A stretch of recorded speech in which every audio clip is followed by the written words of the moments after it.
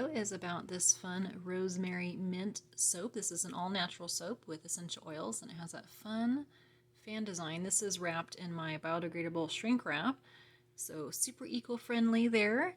And what I did with this one, I actually poured it upside down. So this is how I poured it, and I did, you can't really see it, but I did a little bit of a zigzag swirl on there.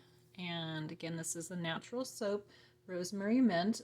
For the fragrance, it's a blend of rosemary, eucalyptus, and spearmint. I always add a little bit of kaolin clay to help hold that fragrance in, because essential oils there can be kind of fleeting. And the nice thing about it, that once you start using them, those bottom layers definitely still have that fragrance, so they still smell amazing. So for the color, I used French green clay, and usually I add that to the lye water, and that just helps mix it in a little bit better so there's not any spots or anything from that.